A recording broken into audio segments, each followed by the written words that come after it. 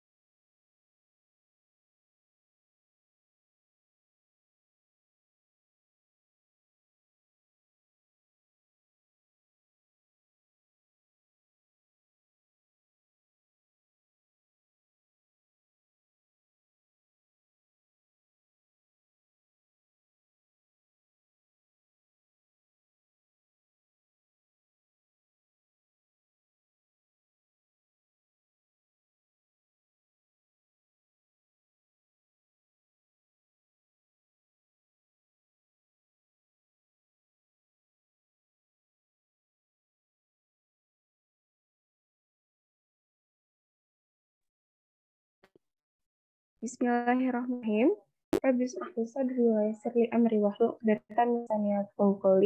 Assalamualaikum warahmatullahi wabarakatuh. Shalom, Om Swastiastu, Namo Buddhaya, salam kebajikan. Salam sejahtera bagi kita semua. Halo teman-teman, selamat sore. Gimana kabarnya nih?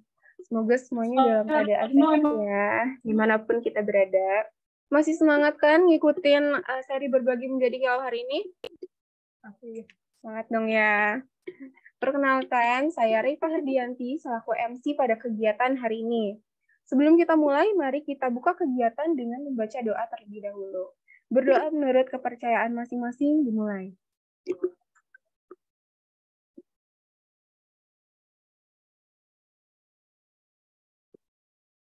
Berdoa dapat dicukupkan. Teman-teman udah tahu belum nih apa tema SSMK kita pada hari ini? Ada yang tahu?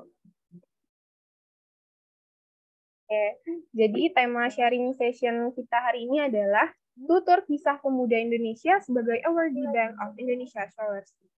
Sesuai dengan tema, kita di sini akan belajar banyak dan juga berdiskusi terkait motivasi, perjalanan, dan juga gimana sih caranya dan narasumber keren kita pada sore hari ini, yaitu ada Kak Rahayu Angelina Agustin sebagai Awardee Bank of Indonesia Scholarship.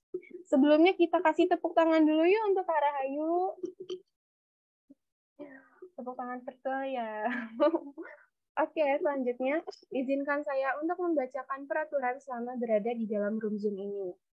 Pertama, kepada seluruh peserta yang tidak berhalangan, dimohon untuk menyalakan kameranya. Kedua, peserta dipersilakan untuk mengganti nama dengan format peserta _ nama. Sekali lagi, peserta dipersilakan untuk mengganti nama dengan format peserta _ nama. Ketiga, peserta hanya diizinkan untuk mengaktifkan mikrofon ketika diminta. Selanjutnya, saya akan membacakan rundown kegiatan kita pada hari ini. Yang pertama, pembukaan dan pembacaan doa seperti yang telah dilakukan, dilanjutkan dengan pembukaan oleh moderator, kemudian pemaparan materi oleh narasumber, lalu dokumentasi, selanjutnya sesi diskusi dan tanya jawab, penyampaian kesan dan pesan, serta terakhir adalah penutup. Nah teman-teman, setelah ini kita akan ditemani oleh moderator kita nih, yaitu ada Kak Septi. Halo Kak Septi. Balik mungkin ya jaringannya ya. Kepada Kak Septi, selaku moderator, dipersilakan.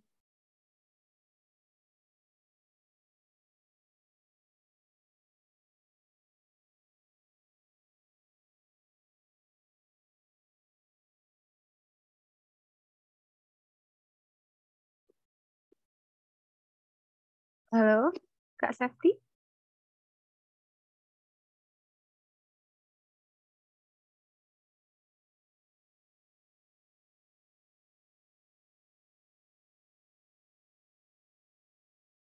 Oke, mohon maaf ya tadi ada gangguan jaringan. Oke, terima kasih atas kesempatannya kepada Kak Reva.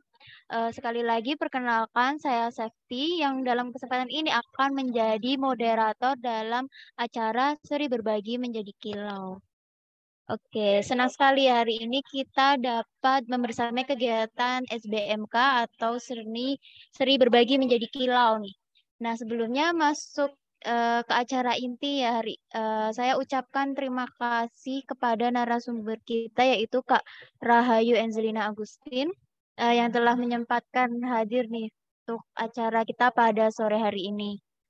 Nah, saya izin memperkenalkan Kak Rahayu ini juga merupakan mahasiswi ya yang masih menempuh pendidikan di Universitas Brawijaya. Nah, yang kemudian Kak Rahayu ini akan menyampaikan materi terkait tutur kisah pemuda Indonesia sebagai Awardee Bank of Indonesia Scholarship. Nah, baik, mungkin langsung saja nih kita masuk ke kegiatan inti, yaitu pemaparan oleh pembicara kita, Kak Rahayu Angelina Agustin. Dipersilahkan kepada Kak Rahayu untuk menyampaikan materi. Terima kasih. Oke, makasih banyak moderator buat waktunya. Sebelumnya mungkin dari teman-teman panitia ini bisa dibantu buat share screen nggak ya?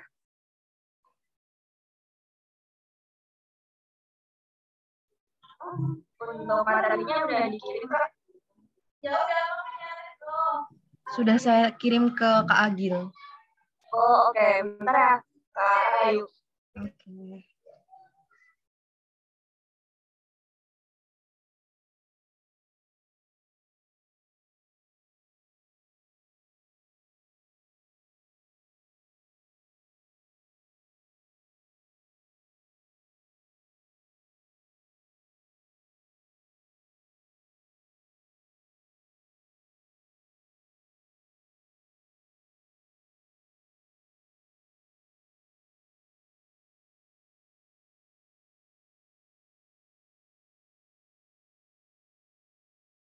Oke, makasih banyak.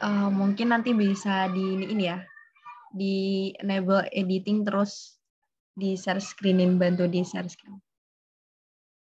Oke, sebelumnya Bismillahirrahmanirrahim. Assalamualaikum warahmatullahi wabarakatuh. Salam sejahtera untuk kita semua. Shalom, Om Swastiastu, Namo Buddhaya, Salam Kebajikan. Halo teman-teman semua, di sini mungkin aku nanti bakal perkenalan diri terlebih dahulu. Tapi mungkin ini boleh dibantu buat share screen dari panitia.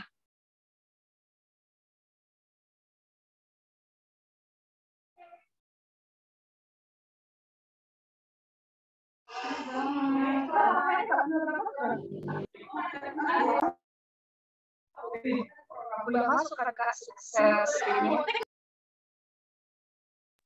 Ya udah masuk, tapi masih belum ke share screen gitu. Masih dalam bentuk PPT yang enable editing. Mungkin Kak Agil bisa minta tolong untuk di slideshow.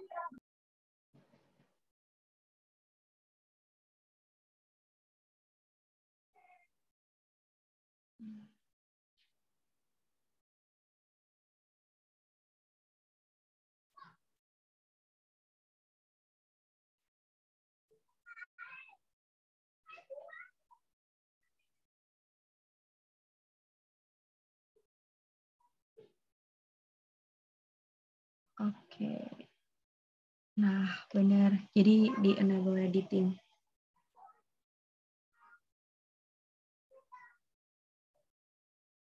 Oke. Bisa dibantu buat di full screen ya? Oke. Terima kasih banyak teman-teman panitia. Sebelumnya perkenalkan, namaku Rahayu Anzuna Agustin. Bisa dipanggil Rahayu atau Ayu. Aku dari Tulungagung, Jawa Timur. Dan sekarang sedang menempuh pendidikan di Universitas Brawijaya, tepatnya di Fakultas Ekonomi dan Bisnis, prodinya Ekonomi Pembangunan. Terus di sini ada LinkedIn dari aku. Mungkin kita bisa ini ya, saling terkoneksi gitu. Siapa tahu nanti kita bisa saling tukar informasi terkait sama pekerjaan ataupun terkait sama informasi-informasi yang lainnya. Terus di sini juga ada Instagram aku, sama aku juga masih aktif pakai Facebook. Next, bisa lanjut aja. Oke, ini mungkin beberapa foto dari kegiatan yang pernah aku ikuti dari aku mulai SMA sampai sekarang aku menempuh semester 6 di Universitas Brawijaya ya. Next. Oke. Mungkin kita bisa diskusi dulu nih, meskipun di sini cuma ada 8 orang termasuk aku dan mungkin di sini beberapa juga panitia, tapi aku mau tahu kita itu sebenarnya masuk generasi apa sih kalau menurut teman-teman di sini? Boleh dong salah satu bisa on mic atau bisa juga nulis melalui kolom chatnya. Kira-kira teman-teman di sini tahu nggak sih kita ini masuk ke generasi apa gitu? Apakah kita masuk ke generasi milenial atau kita masuk ke generasi apa nih? Mungkin aku mau tanya kakak MC aja nih yang lagi on cam. Gimana nih Kak, kalau kita itu masuk generasi apa sih? Kita masuk ke Gen Z ya, Kak. Iya, bener banget. Kita masuk ke Gen Z. Kalau Gen Z itu setahu Kak Reifa itu apa sih? Apa ya Gen Z? Boleh mungkin Kak Mila, Gen Z apa ya Kak Mila? Oke, boleh nih Kak Mila. Apa nih Gen Z? Mungkin yang tahu nih apa Gen Z. Oke, mungkin banyak yang malu-malu ya, padahal kita bagian dari Gen Z. Langsung aja kita next aja, biar kita tahu apa itu Gen Z. Oke, Gen Z itu merupakan generasi yang lahir antara tahun 1997 sampai dengan tahun 2012.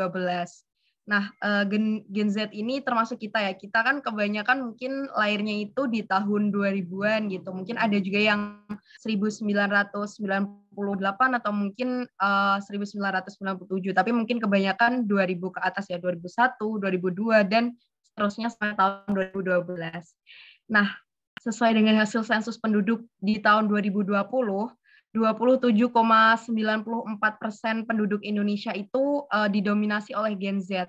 Dan itu merupakan bagian terbesar dari bonus demografi Indonesia. Jadi kalau dulu itu bilangnya itu kan bonus demografi itu kebanyakan generasi milenial ya. Tapi sekarang itu sejak hasil sensus penduduk tahun 2020 ternyata bonus demografi itu banyak diduduki oleh Gen Z ini gitu.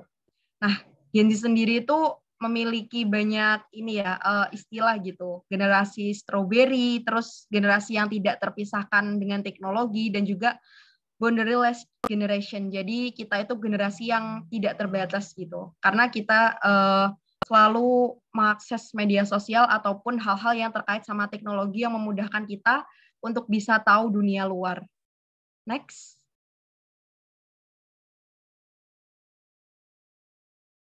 Nah, ini masuk ke motivation. Nah, mungkin dari teman-teman di sini tadi udah disampaikan oleh Mbak MC maupun Mbak Moderator bahwa pada tahun ini alhamdulillah aku mendapatkan kesempatan untuk bisa menjadi salah satu awardee dari Bank Indonesia Scholarship. Dan di sini apa sih sebenarnya motivasi aku untuk mendaftar beasiswa Bank Indonesia? Kalau dari aku pribadi sebenarnya dulu itu nggak paham gitu motivasi intrinsik itu apa, motivasi ekstrinsik itu apa, karena aku dulu mulai mencoba untuk daftar beasiswa itu waktu aku itu masih SMA gitu, dan kalau untuk beasiswa Bank Indonesia itu mulai semester 3. Nah di situ aku itu taunya cuma aku termotivasi dari diriku sendiri dan orang lain di sekitarku, tapi aku tidak tahu bahwa itu merupakan motivasi intrinsik dan juga motivasi ekstrinsik. Lalu apa sih sebenarnya motivasi intrinsik dan ekstrinsik itu? Kalau motivasi intrinsik itu mungkin teman-teman udah tahu ya, di dalam gitu, motivasi yang timbul dari dalam diri sendiri tanpa adanya rangsangan dari luar, karena dari dalam diri individu itu sudah ada dorongan untuk melakukan sesuatu. Nah, kalau misal teman-teman itu kayak punya keinginan, oh aku ingin nih jadi orang yang lebih baik buat diriku sendiri. Aku ingin diriku itu lebih baik dari waktu aku yang dulu. Nah itu masuk ke motivasi intrinsik. Nah salah satu YouTube yang sering banget aku dengerin meskipun berkali-kali itu Hujan Tanda Tanya yang judulnya Cara Menumbuhkan Motivasi Intrinsik. Menurutku ketika aku itu kehilangan motivasi, aku akan mencoba untuk melihat video itu gitu untuk menumbuhkan motivasi intrinsikku. Jadi ternyata untuk menumbuhkan motivasi intrinsik di dalam diriku, aku membutuhkan motivasi ekstrinsik dari orang lain. Nah, motivasi ekstrinsik sendiri adalah motivasi yang timbul karena adanya perangsang atau faktor dari luar. Bisa motivasi dari orang tua, keluarga, orang sekitar, ataupun pasangan. Kan mungkin dari teman-teman banyak nih yang termotivasi dari keluarganya, atau orang di sekitarnya, teman-temannya, ataupun motivasi dari orang tuanya gitu. Aku ingin sukses karena aku ingin membahagiakan kedua orang tuaku. Itu termasuk ke dalam motivasi ekstrinsik. Dan aku pribadi sebenarnya lebih dominan ke motivasi ekstrinsik. Karena ketika aku kehilangan motivasi itu, aku suka, tadi sebagaimana yang aku sampaikan, aku suka lihat video-video motivasi untuk bisa membangkitkan lagi motivasi aku. Terus aku suka jalan-jalan keluar untuk bisa melihat bagaimana sih dunia luar itu bekerja gitu. Dan ketika aku lihat orang-orang di sekitar aku, oh banyak orang kerja nih, banyak orang yang harus bekerja keras untuk bisa mendapatkan uang, sedangkan aku mendapatkan kesempatan untuk bisa menempuh pendidikan kuliah dan mendapatkan benefit-benefit lain ataupun mendapatkan privilege. Nah, seharusnya aku bisa memanfaatkan itu gitu. Jadi aku memang sering membangun motivasi aku dari motivasi ekstrinsik gitu, dari luar atau rangsangan dari luar atau faktor dari luar. Nah, mungkin teman-teman kalau mau lihat nih cara menemukan motivasi intrinsik teman-teman, terutama untuk belajar itu bisa banget buat akses YouTube-nya Hujan Tanda Tanya. Dia bagus banget isinya buat motivasi-motivasi gitu. Next. Berikutnya. Oke, we should to be prepare ya. Kalau aku bilang, aku itu punya salah satu moto gitu dalam hidup, yaitu try and pray. Jadi di dalam hidup, aku punya moto untuk bisa selalu menyeimbangkan antara usaha dan doaku.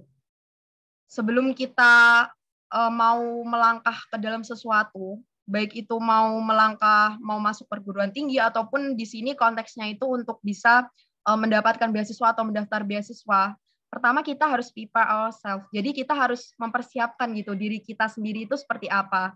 Nah, itu melalui try and pray. Yang pertama try, mencoba, memperbanyak pengalaman, mengikuti organisasi, mengikuti perlombaan atau kompetisi, mengikuti kegiatan sosial, mengikuti event-event nasional atau internasional. Mungkin kalau di sini teman-teman itu masih SMA, aku dulu itu awalnya juga nggak tahu gitu, karena kalau ada event-event yang sifatnya itu nasional dan terbuka buat anak-anak SMA. Dulu itu, dan kebetulan aku kan juga dari salah satu kota yang bukan termasuk kota yang sangat besar ya. Kalau kota Malang kan bisa disebut kota pendidikan juga, maksudnya termasuk kota yang besar. Kalau kota Tulungagung itu memang bukan yang bisa mendapatkan akses yang sangat luas gitu. Tapi karena aku dulu itu mau untuk mencoba gitu. Nah itu dari situ aku mulai tahu bahwasannya ada nih event-event nasional buat anak-anak SMA. Dan dari situlah aku punya kesempatan-kesempatan lain. Jadi apa sih yang perlu kita siapin? Yang pertama itu perbanyak pengalaman dengan berani untuk mencoba mengikuti hal-hal atau aktivitas-aktivitas yang itu sifatnya positif dan bisa membangun self-development dari teman-teman gitu. Yang kedua itu mengimbanginya dengan meningkatkan ibadah atau berdoa. Kalau orang-orang bilang sekarang, aku sering banget juga lihat di TikTok, kalau kita itu berdoa itu harus spesifik gitu. Misal kita mau minta apa, ya misal ya Tuhan mudahkan aku untuk bisa mendapatkan beasiswa ini, itu berdoanya itu secara spesifik gitu. Misal aku melakukan ini karena niat karenamu dan aku melakukan ini untuk kebaikanku ke depannya gitu. Karena kan pada dasarnya seluruh agama pun mengajarkan kita untuk bisa beribadah kepada Tuhan dan berdoa kepada Tuhan seperti itu. Jadi kita harus bisa menyeimbangkan nih sebelum kita mau daftar beasiswa. Kita harus tahu diri kita sendiri, kita harus mempersiapkan diri kita sendiri dengan memperbanyak pengalaman dan juga meningkatkan ibadah di dalam diri kita. Oke, next.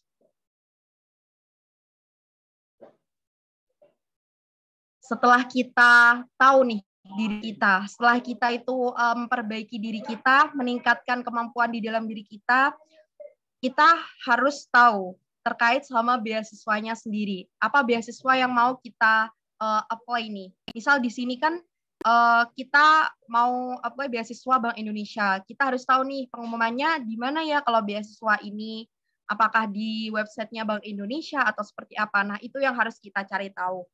Jadi yang pertama terkait sama informasi beasiswa. Kita harus tahu, kita harus mencari informasi beasiswa, memahami kriteria dari penerima beasiswa, memahami tahap dan timeline dari beasiswa itu sendiri. Karena hal yang sangat penting yang perlu kita persiapkan pertama itu ketika kita mau apply beasiswa, kita itu harus tahu secara detail beasiswanya itu sebenarnya buat siapa sih, terus kriterianya itu seperti apa yang akan diterima. Terus kira-kira itu dibuka buat univ apa atau buat SMA apa. Nah, terus kita juga harus tahu tahap-tahapnya itu bakal seperti apa, timeline-nya itu dari kapan sampai kapan. Karena kalau kita nggak tahu detailnya, itu akan sulit untuk kita buat bisa mempersiapkan diri gitu. Yang kedua, terkait sama berkas persyaratan. Ini merupakan hal yang sangat penting kedua setelah kita tahu terkait sama informasi beasiswanya. Karena berkas persyaratan ini yang akan menjadi tolak ukur dari penyelenggara beasiswa untuk bisa meloloskan kita nih sebagai awardee atau best one. Nah, di sini biasanya itu yang harus kita siapin itu ada tanda pengenal, KTP atau KTM, terus CV atau resume, ada motivation letter, surat rekomendasi instansi, terus biasanya ada juga diminta untuk melampirkan sertifikat nih, baik sertifikat kegiatan ataupun piagam penghargaan. Jadi kadang itu banyak yang tanya, aku nggak punya piagam penghargaan nih gitu. Terus aku juga nggak punya sertifikat kegiatan. Misal gitu kan biasanya ada kan yang memang nggak ikut kegiatan perlombaan tapi juga nggak aktif nih dalam organisasi. Nah itu teman-teman memang harus bisa meningkatkan akademiknya gitu. Karena tetap akan ada kesempatan kok ketika teman-teman itu ada kemauan untuk bisa mencoba gitu. Nah yang harus di notes dari teman-teman yang paling penting itu adalah menyiapkan berkas-berkas persyaratan ini dengan sebaik mungkin. Terutama CV dan motivation letter itu harus disiapkan jauh-jauh hari agar teman-teman itu bisa mengumpulkannya itu dengan baik dan sesuai dengan apa yang ingin teman-teman sampaikan kepada calon penerima beasiswanya atau kepada penyelenggara beasiswanya gitu ya. Jadi tersampaikan gitu CV teman-teman, motivation letter dari teman-teman. Motivation letter di sini tuh kayak motivasi teman-teman gitu loh. Motivasi teman-teman kenapa daftar beasiswa itu, terus apa yang akan teman-teman lakukan ketika teman-teman itu sudah menerima beasiswa. Terus yang ketiga yang harus disiapkan lagi adalah menjalin relasi dengan awardee beasiswa periode sebelumnya. Jadi sebelum aku biasanya interview dalam beasiswa itu, aku akan menjalin relasi atau mencari kontak dari awardee beasiswa periode sebelumnya. Waktu itu kebetulan aku masih SMA kelas 9. Ini aku izin cerita ya teman-teman. Aku masih SMA kelas 9 waktu itu. Terus rencana itu mau daftar beasiswa Glow and Lovely.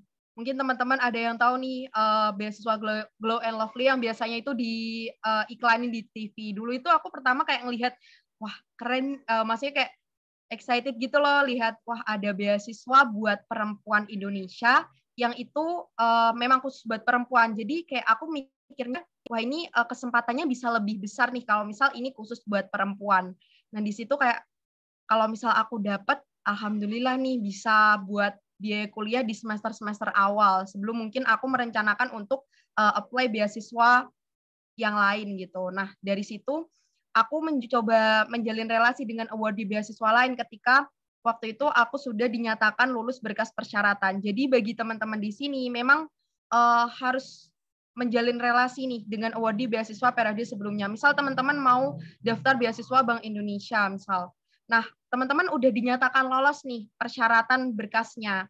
Dari situ teman-teman bisa coba untuk kontak-kontak mungkin penerima beasiswa di periode sebelumnya buat tahu kira-kira apa sih pertanyaan-pertanyaan yang akan diajukan oleh mentor atau mungkin penyelenggara dari beasiswa yang akan ditanyakan ke teman-teman ketika interview. Nah, itu bakal buat teman-teman itu semakin prepare dan semakin siap ketika interview. Terus yang kedua itu mempersiapkan materi interview pastinya. Berlatih interview, mungkin bisa sama temennya atau mungkin bisa di depan kaca. Biasanya aku memang kadang suka di depan kaca gitu ya ngomong sendiri. Ketika kayak aku ngelempar pertanyaan ke diriku sendiri, terus aku jawab-jawab sendiri kadang. Tapi mungkin kalau teman-teman mau, bisa sama temennya. Terus mempersiapkan mental untuk interview. Ini merupakan hal yang sangat penting ya teman-teman, mempersiapkan mental untuk interview. Ini bisa membentuk rasa percaya diri dari teman-teman gitu. Ketika teman-teman nanti diinterview oleh mentor atau penyelenggara dari beasiswanya.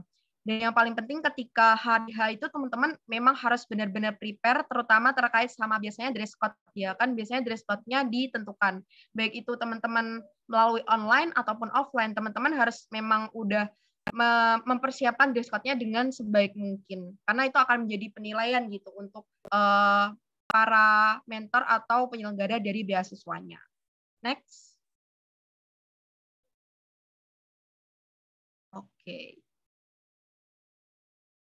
Nah, ini merupakan salah satu contoh ya teman-teman dari Instagram official account-nya Bank Indonesia Malang. Di sini ada nih kriteria umum, terus dokumen administratif yang harus teman-teman penuhi gitu ketika teman-teman akan mendaftar sebagai calon penerima beasiswa Bank Indonesia. Next.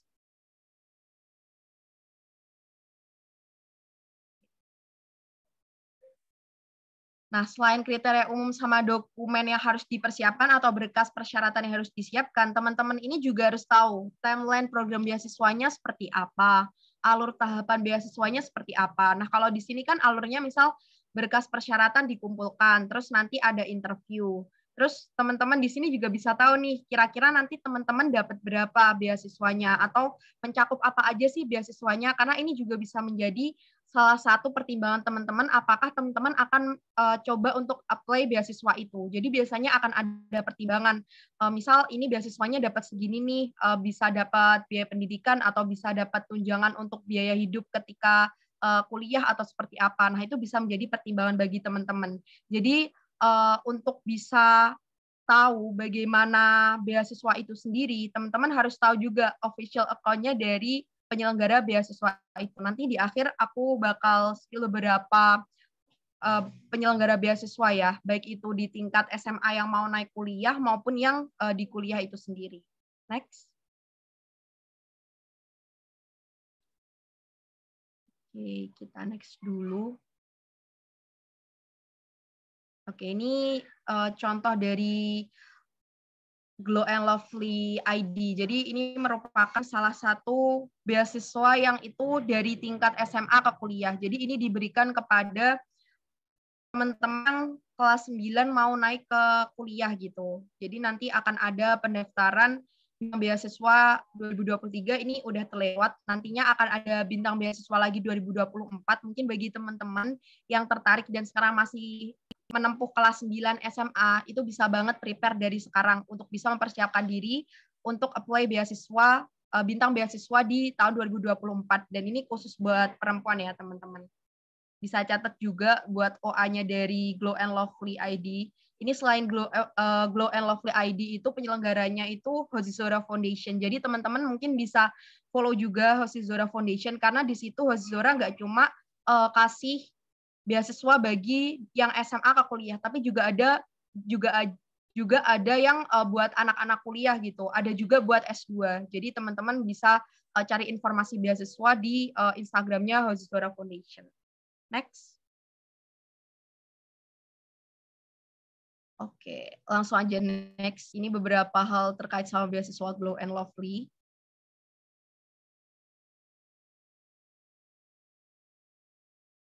Oke, tantangan. Apa sih tantangan ketika kita mau mendaftar beasiswa atau kita sedang mendaftar beasiswa? Yang pertama itu waktu menurutku, karena aku sendiri mengalami ini.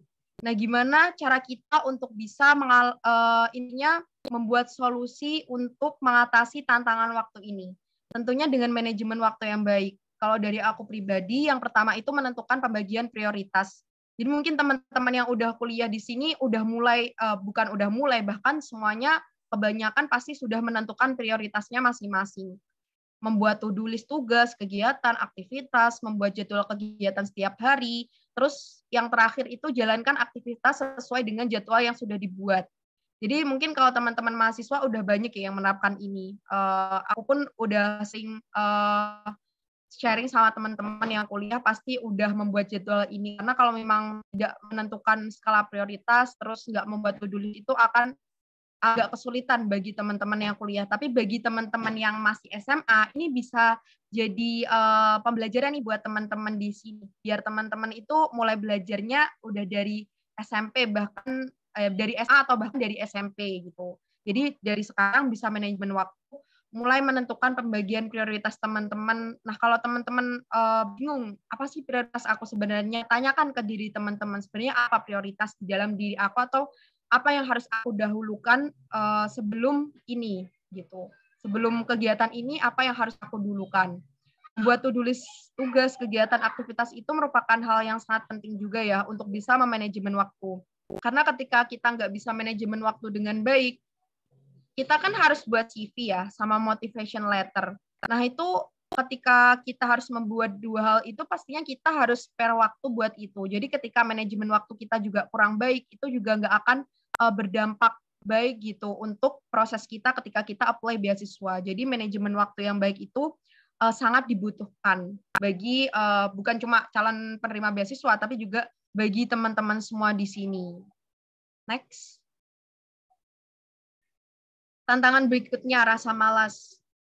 Nah, ini mungkin yang paling relate sama aku ya, rasa malas. Jadi kadang itu rasa malas itu datang kayak nggak diundang gitu ya.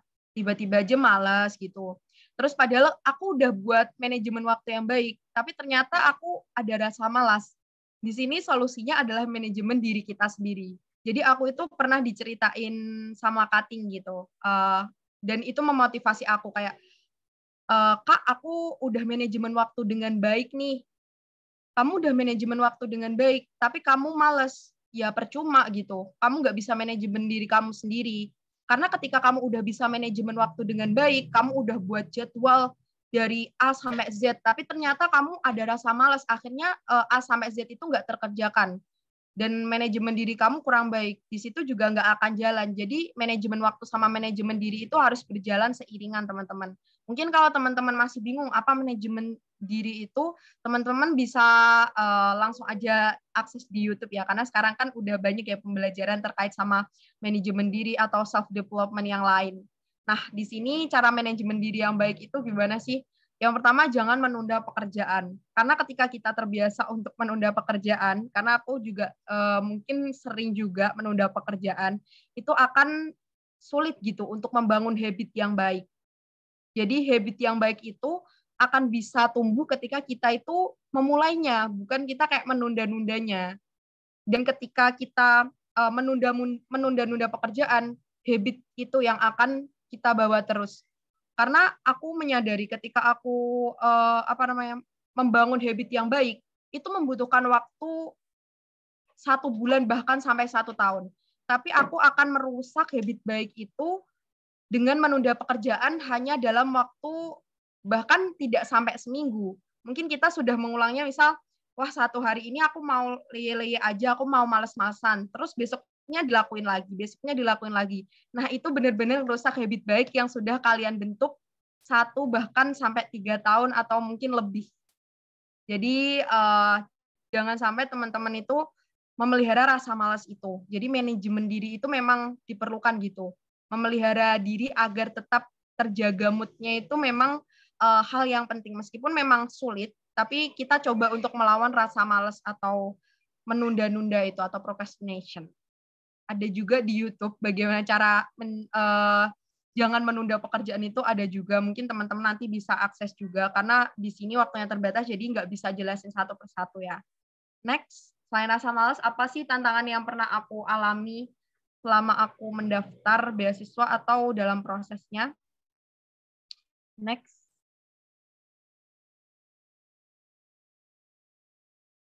Oke, masih ini ya proses.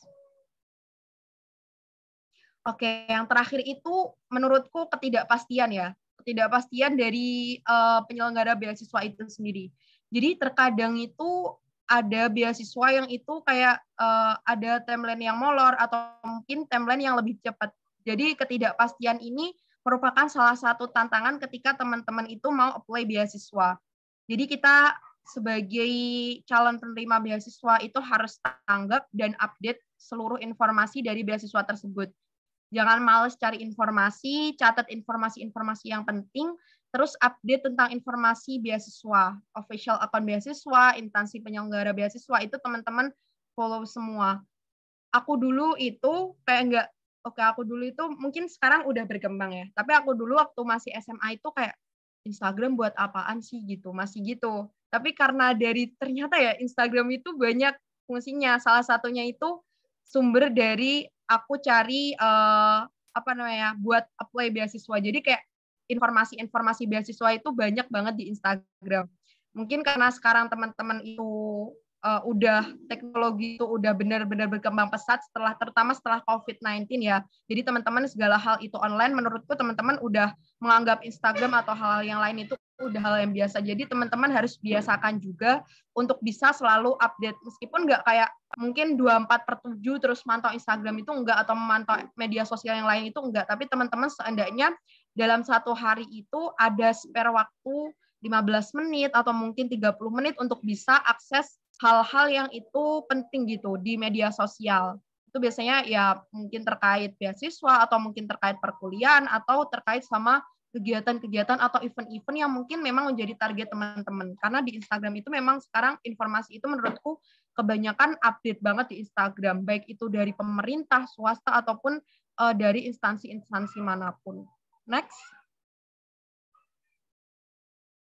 Oke, kita next dulu. Oke, yang terakhir terkait sama experience ya. Setelah bahas terkait tantangan yang aku alami selama proses untuk penerima beasiswanya ataupun saat aku sedang dalam proses untuk apply beasiswanya, kita masuk ke experience nih selama aku tergabung dalam komunitas penerima beasiswa.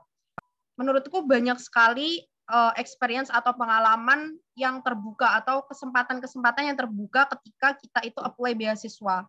Yang pertama itu mendapatkan program pengembangan diri atau capacity building secara gratis.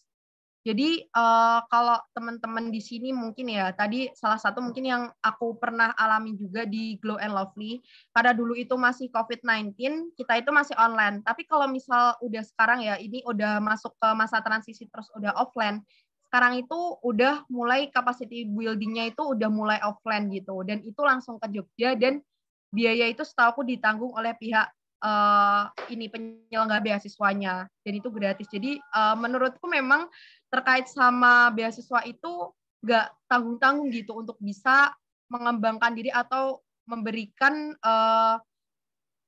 development-nya, perkembangannya untuk bisa mengembangkan self development dari penerimanya gitu. Jadi teman-teman nggak perlu khawatir kalau teman-teman mau apply beasiswa itu insya Allah bakal dapat banyak benefit atau experience. Terus yang kedua adalah memperluas relasi dan mempunyai circle pertemanan yang positif. Nah ini menurutku udah nggak diragukan lagi ketika kita memang mendapatkan atau menjadi penerima beasiswa, kita akan memperluas relasi kita.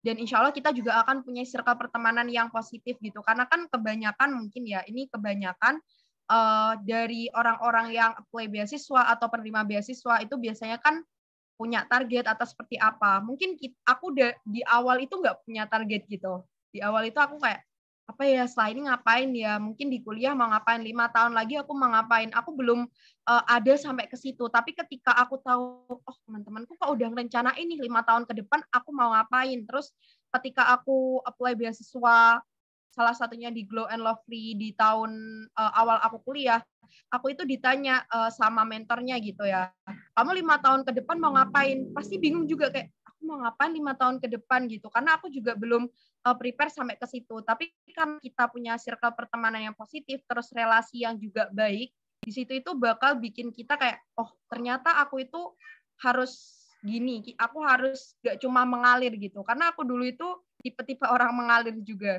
Jadi di awal kuliah itu ya udah ngalir aja deh, yang penting aku melakukan sesuatu dengan sebaik mungkin. Aku mencoba untuk belajar sebaik mungkin setiap waktunya. Tapi aku nggak pernah menarget sesuatu. Aku nggak pernah, oke, aku semester ini mau dapat ini. Aku mau ikut perlombaan ini. Aku mau magang, aku mau intern, aku mau mencapai ini. Nah kalau kita nggak merencanakan itu atau nggak menarget itu, kita itu nggak akan ada keinginan atau nggak ada kayak motivasi untuk bisa mencapai tujuan tersebut. Jadi kayak ya udah mengalir aja gitu kayak air.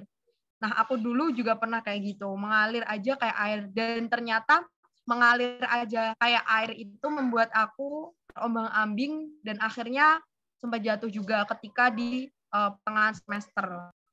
Terus selanjutnya adalah memperbesar kesempatan untuk bisa mendapatkan hal-hal baru gitu. Jadi ketika teman-teman itu tergabung dalam komunitas penerima beasiswa, itu akan memperbesar kesempatan teman-teman untuk bisa mendapatkan experience atau mendapatkan kesempatan yang mungkin itu tidak akan didapatkan oleh orang lain. Jadi teman-teman akan bisa, misal teman-teman kalau misal nggak daftar beasiswa BI atau nggak dapat beasiswa BI atau mungkin teman-teman nggak mau mencoba nih untuk bisa apply beasiswa BI. Teman-teman nggak akan dapat kesempatan untuk bisa kenal sama teman-teman yang lain yang juga daftar jadi calon beasiswa. Dan aku dulu itu pernah kayak misal daftar kegiatan apa gitu ya. di situ aku dapat relasi, meskipun di situ aku nggak menang atau mungkin aku nggak dapat apapun, maksudnya nggak dapat apapun itu nggak dapat kalah atau nggak dapat penghargaan, tapi di situ aku temen, ternyata aku dapat kesempatan, dapat temen, dan akhirnya ketika aku dapat temen itu, aku mendapatkan kesempatan lain yang lebih luas. Jadi menurutku experience itu bisa kita dapat ketika kita mau mencoba. Next. Oke, kita next. Ini mungkin salah satu experience ketika teman-teman bisa menjadi salah satu penerima beasiswa Bank Indonesia.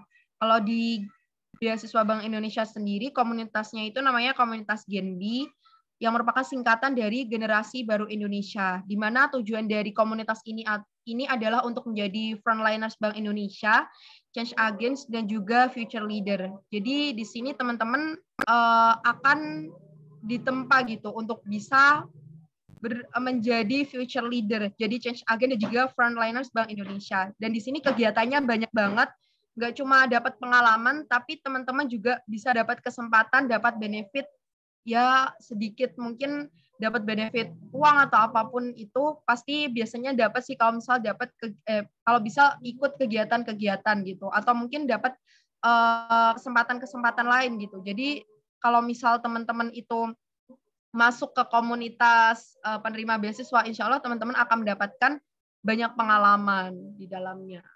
Next. Oke, di sini ada beberapa daftar beasiswa. Yang pertama di sini ada daftar beasiswa yang dari SMA ke kuliah.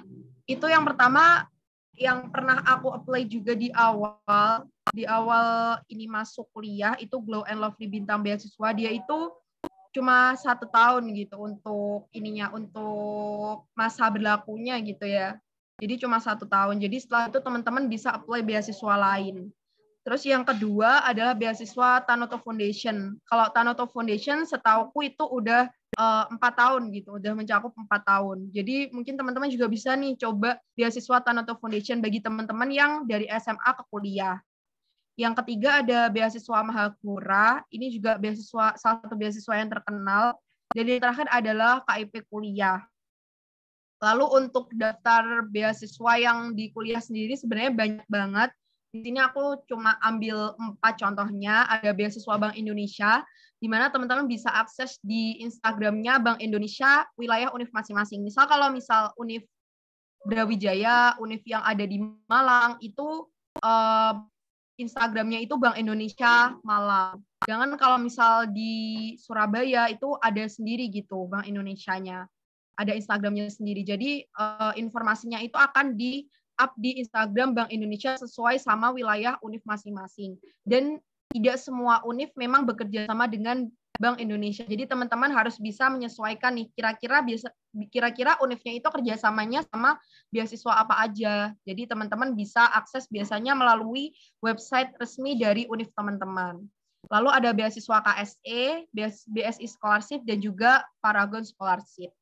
Itu sih kalau untuk daftar beasiswa kuliah, dan masih banyak lagi yang lain, teman-teman bisa langsung aja akses biasanya itu ada banyak infonya itu di Instagram sih. Teman-teman ketik aja beasiswa gitu, pasti udah banyak banget informasi yang bisa teman-teman dapetin terkait sama pendaftaran beasiswa. Baik itu untuk SMA ke kuliah maupun maupun untuk kuliah itu sendiri, baik S1, S2 maupun S3. Next.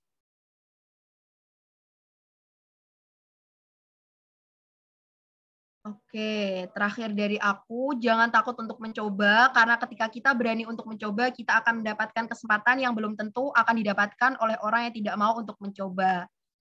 Aku Rahayu Azna Agustin, mohon maaf apabila ada salah kata dan kekurangan. Wassalamualaikum warahmatullahi wabarakatuh. Aku kembaliin ke moderator. Terima kasih. Baik, terima kasih kepada Kak Rahayu. Gimana nih tadi materi yang disampaikan oleh Kak Rahayu? Oke, tadi sedikit kesimpulan ya dari poin-poin yang sudah disampaikan oleh Kak Rahayu. Jadi Kak Rahayu ini emang dari SMA sudah aktif ya mengikuti banyak kegiatan. Nah, kemudian awal motivasi mendaftar BI itu kan awalnya masih belum tahu, kemudian mencoba. Nah, ada dua motivasi nih tadi yang seperti yang sudah dijelaskan oleh Kak Rahayu ya, ada motivasi intrinsik dan juga motivasi ekstrinsik. Nah, contohnya tadi yang udah disampaikan oleh Kak Rahayu, untuk motivasi ekstrinsik itu misal kita bisa nih melihat video motivasi seperti tadi yang sudah disampaikan salah satu video yang sering ditonton itu dari Hujan Tanda Tanya ya atau Hutata. Kemudian moto dari Kak Rahayu ini adalah try and pray. Dan ketika kita ingin apply atau mendaftar suatu beasiswa, kita nih harus tahu nih beasiswa apa yang ingin kita daftar, kemudian apa saja kualifikasinya, kemudian timeline dan berkas-berkas yang perlu dipersiapkan. Dan hal penting yang perlu dipersiapkan lainnya adalah seperti CV atau motivation letter. Nah, kurang lebih seperti itu. Mungkin karena materi tadi sudah selesai dipaparkan ya, barangkali nih dari peserta SBMK ada yang ingin bertanya atau yang hendak ditanyakan kepada narasumber. Kita buka pada sesi pertama ini yaitu 3 pertanyaan untuk Kak Rahayu. Baik, untuk ya peserta yang ingin bertanya bisa melakukan raise hand atau melalui chat di Zoom meeting. Oke nih.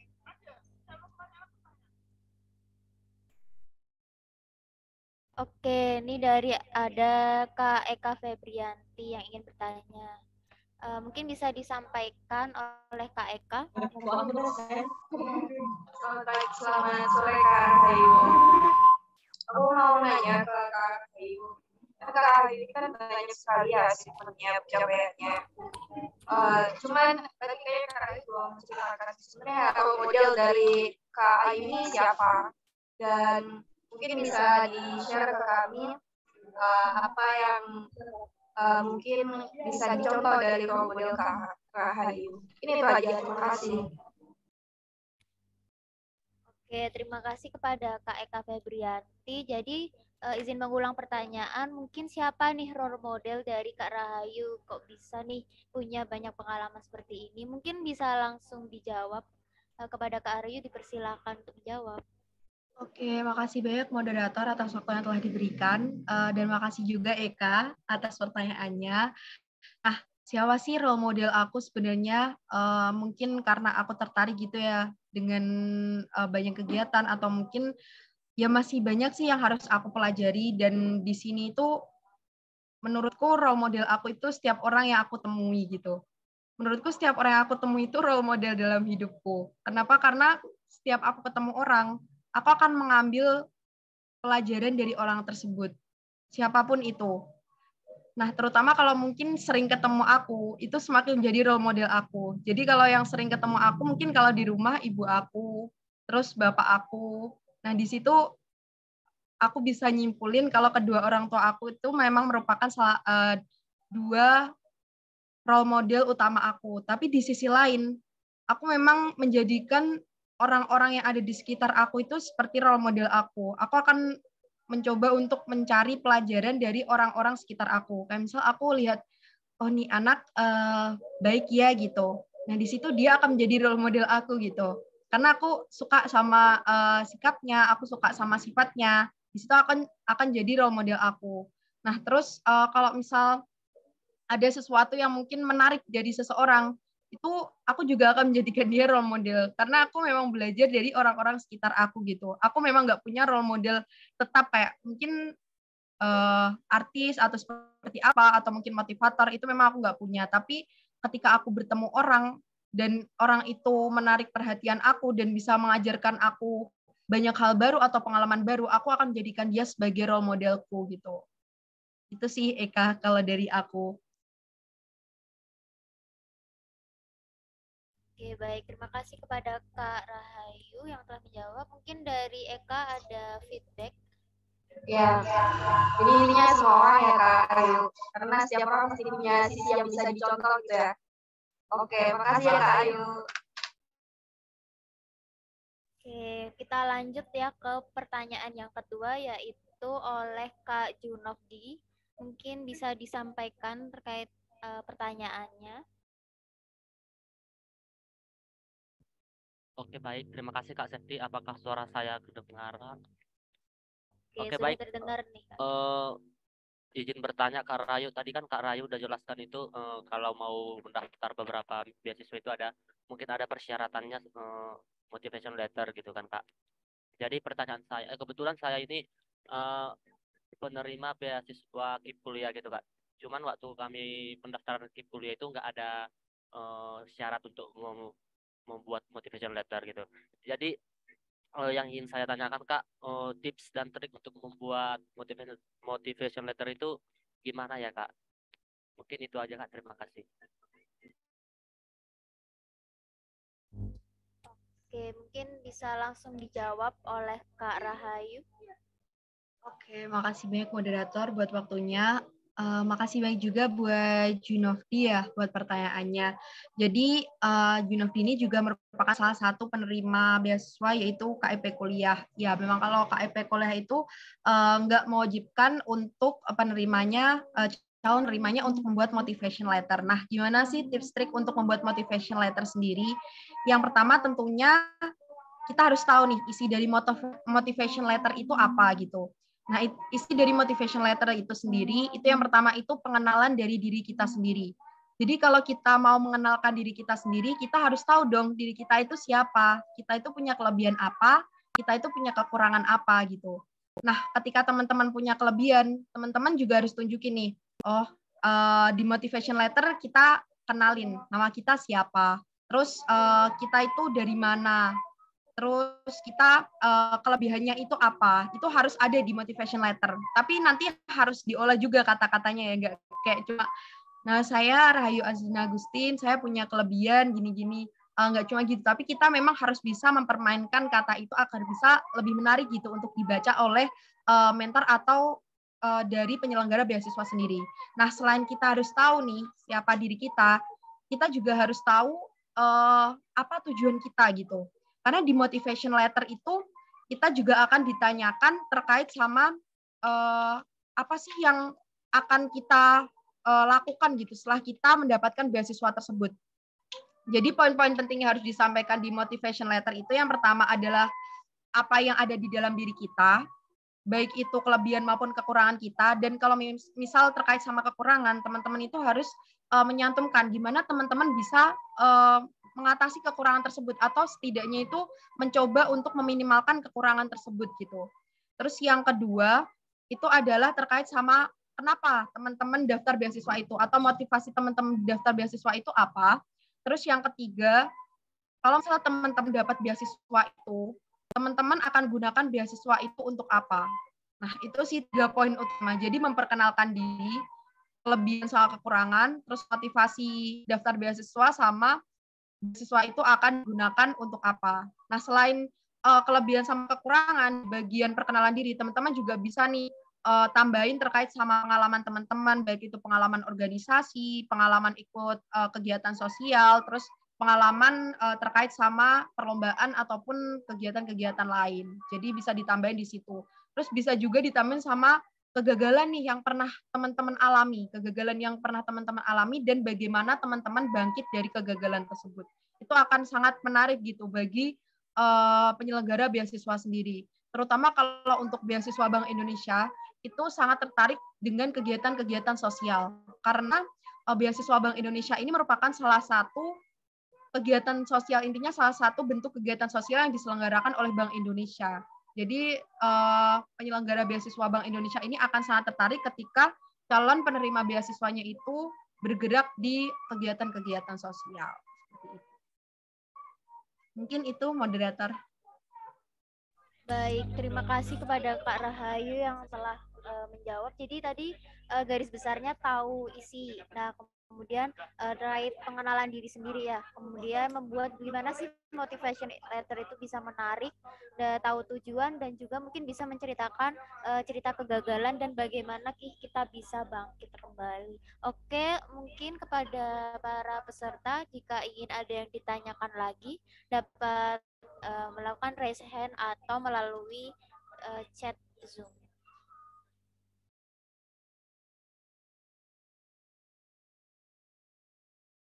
Apakah masih ada yang ingin bertanya?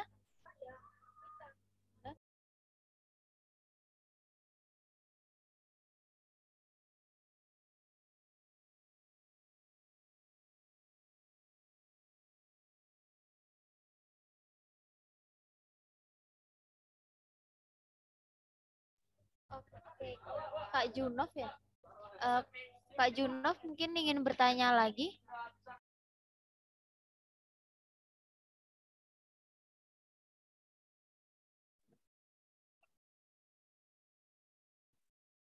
Oke, baik. Terima kasih Kak Safety untuk pertanyaannya kepada Kak Rahayu. Izin bertanya lagi Kak. Ini kan terkait masih beasiswa juga Kak. Kalau di KIP kuliah kan kalau sudah menjadi penerima beasiswa KIP kuliah itu kan tidak bisa mendaftar beasiswa lain yang bekerja sama dengan kampus gitu Kak. Nah pertanyaan saya, apakah di beasiswa Bank Indonesia itu jika sudah menerima beasiswa lain nggak boleh mendaftar beasiswa Bank Indonesia Kak gitu? Atau sebaliknya jika sudah penerima beasiswa Bank Indonesia, apakah masih boleh mendaftar beasiswa lain gitu Kak? Terima kasih Kak. Terima kasih kepada Kak Junov. Jadi izin mengulang pertanyaan, jika misal nih kita sudah diterima dalam beasiswa, mungkinkah untuk pendaftar beasiswa Bank Indonesia? Apakah seperti itu ya Kak Junov? Baik, kepada Kak Rahayu mungkin dapat dijawab. Oke, makasih banyak pertanyaannya Junov. Jadi untuk beasiswa Bank Indonesia sendiri, baik itu di awal maupun di akhir, intinya kalau misal teman-teman mau daftar beasiswa Bank Indonesia, teman-teman harus tidak terikat dengan instansi manapun.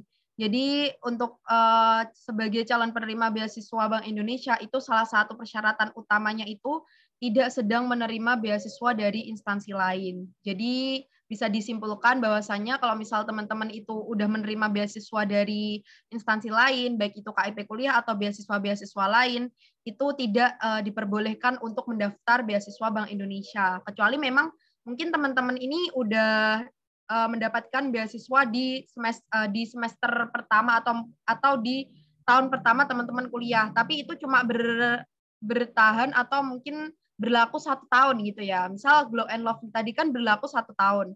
Nah setelah itu teman-teman boleh nih daftar beasiswa Bank Indonesia karena udah nggak terikat sama instansi di Glow and Lovely. Tapi kalau misal teman-teman ini misal di Tanoto Foundation, dia itu 4 tahun. Terus teman-teman mau daftar beasiswa Bank Indonesia. Nah itu belum diperbolehkan karena kan tujuannya di sini kan untuk bisa membantu meringankan intinya tanggung jawab ataupun biaya hidup untuk kuliah ataupun biaya untuk menunjang kuliah itu sendiri. Jadi diharapkan semuanya itu bisa dapat kesempatan untuk mengakses gitu. Nggak cuma 1 orang aja, jadi semua bisa dapat kesempatan. Gitu, Juno. Baik, apakah menjawab Kak Junov?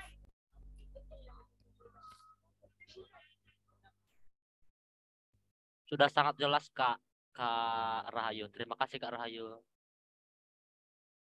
Baik, terima kasih kepada Kak Junov. Mungkin saya buka satu kesempatan lagi ya bagi yang ingin bertanya. Jika ingin bertanya bisa melakukan raise hand atau melalui chat Zoom meeting. Oke, ini ada Kak Intan Maharani. Mungkin dapat langsung bertanya ya. Silakan. Baik, terima kasih Kak.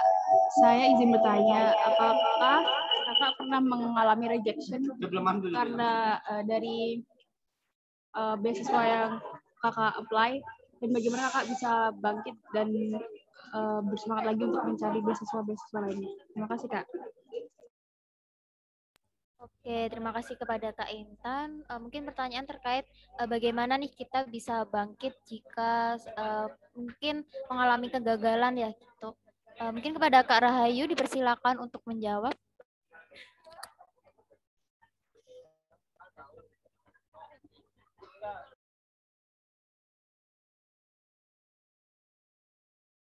Sebentar, mungkin ada gangguan sinyal ya dari Kak Rahayu. Halo, bagaimana? Ya, mohon maaf ya teman-teman, tadi ada kendala jaringan. Gimana tadi pertanyaannya? Moderator mungkin bisa diulang? Oke, baik. Izin menyampaikan pertanyaannya. Mungkin nih jika Kakak pernah mengalami suatu kegagalan ya, atau mungkin ketika mendaftar suatu beasiswa Kakak mungkin belum diterima. Nah, itu bagaimana sih kita untuk bangkit kembali dan mendaftar beasiswa yang lain, begitu Kak?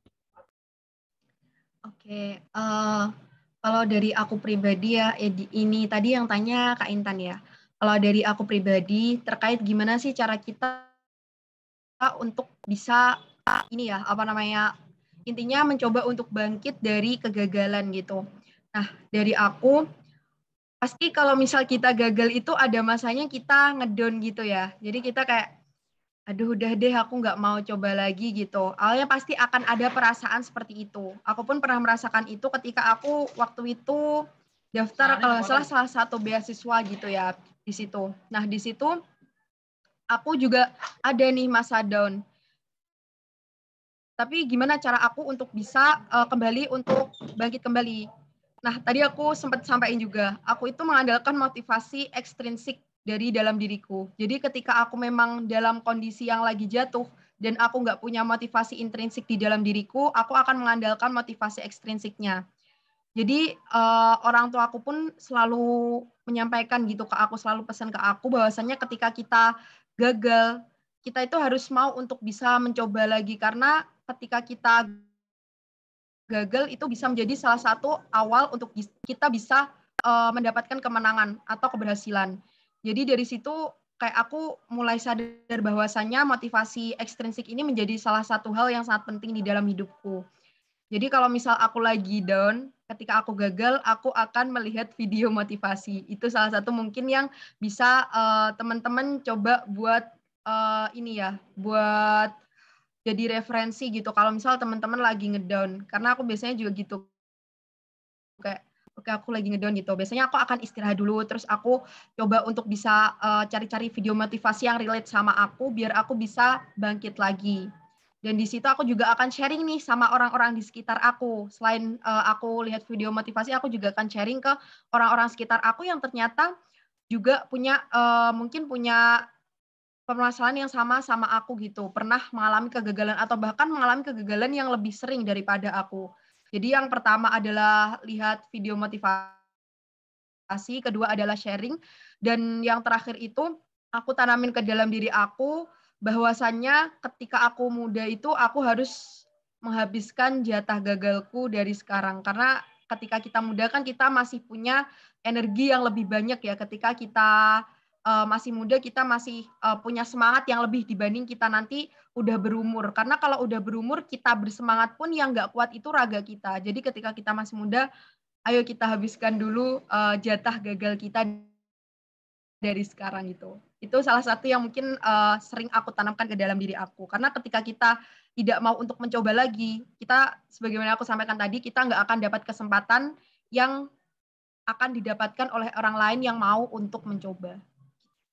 Mungkin itu sih Intan kalau dari aku. Oke, gimana untuk Kak Intan? Apakah ada feedback atau pertanyaan lain? Sudah cukup Kak, terima kasih banyak. Oke, terima kasih pada Kak Intan. Jadi izin merangkum ya. Terima kasih pada para yang sudah dilakukan.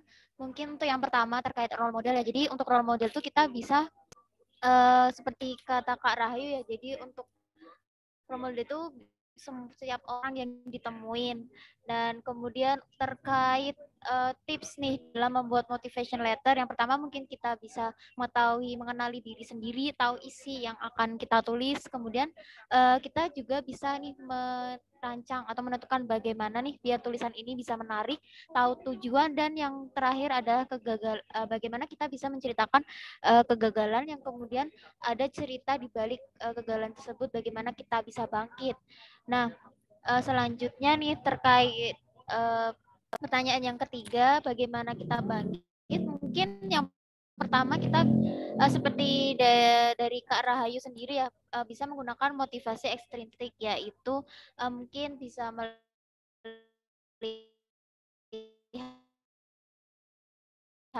video motivasi, kemudian yang kedua bisa saling sharing ya, dan bisa udah ada.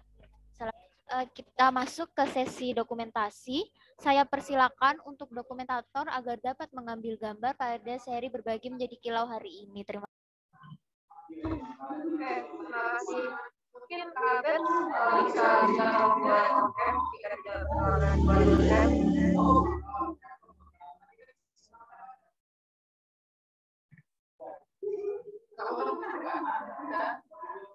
Mungkin lagi terkendala sinyal ya.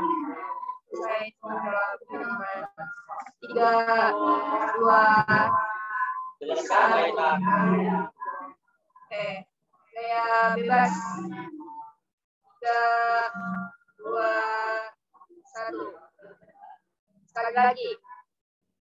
3, 2, 1. Oke, terima kasih. Saya kembalikan ke Kak Septi. Oke, terima kasih kepada Kak Eka yang telah melakukan sesi, telah memandu sesi dokumentasi pada sore hari ini. Selanjutnya nih, untuk yang terakhir, mungkin nih dari Kak Rahayu, ada nggak sih kesan pesan nih pada kegiatan SBMK pada sore hari ini? Mungkin dapat disampaikan. Oke, sebelumnya terima kasih moderator atas waktu yang telah diberikan. Dari aku pribadi, sebelumnya terima kasih buat teman-teman di sini yang sudah berkenan untuk bisa mendengarkan cerita aku. Kita saling sharing ya terkait sama pengalaman yang mungkin udah aku pernah jalani selama aku mendaftar atau selama aku sudah menjadi awardee dari beasiswa Bank Indonesia. Nah, di sini aku juga makasih buat teman-teman karena sudah memberikan kesempatan bagi aku untuk bisa sharing juga di sore hari ini. Dan mohon maaf dari aku apabila ada salah kata maupun ada kekurangan atau kata-kata yang masih mungkin belibet dan belum bisa dipahami dengan baik. Ini akan jadi salah satu pembelajaran dan juga pengalaman yang berharga buat aku ke depannya. Selain itu, aku mau kasih semangat gitu ya buat teman-teman di sini. Meskipun nggak tahu apakah itu akan membuat semangat teman-teman, tapi aku cuma mau pesan ke teman-teman buat tidak takut untuk mencoba. Karena ketika dulu aku takut untuk mencoba, aku tidak mendapatkan apapun. Tapi ketika aku mau untuk mencoba sesuatu, aku mendapatkan kesempatan yang itu tidak terduga gitu. Atau tidak aku duga-duga sebelumnya. Jadi mungkin apa yang sudah aku alami ini bisa menjadi salah satu pengalaman atau mungkin bisa menjadi salah satu contoh dari teman-teman di sini agar teman-teman nggak takut untuk mencoba. Karena dulu aku juga pernah gagal dan sampai sekarang pun di tahun ini pun aku sering mengalami kegagalan juga dan itulah yang menjadi salah satu pembelajaran buat aku. Dan di sini aku senang bisa sharing ya sama teman-teman semua meskipun masih banyak salah kata. Semoga apa yang aku sampaikan ini bisa bermanfaat bagi teman-teman. Apabila masih ada yang kurang atau mungkin ada hal yang kurang tepat, bisa teman-teman saring sendiri sesuai dengan apa yang teman-teman pahami gitu dan apa yang memang bermanfaat dan bisa diterapkan di kehidupan teman-teman semoga bisa menjadi kebermanfaatan bagi kalian. Terima kasih. Baik, terima kasih kepada Kak Rahayu. Mungkin saya memberikan kesempatan kepada peserta nih untuk menyampaikan pesan-pesan. Mungkin kepada Kak Intan Maharani. Halo.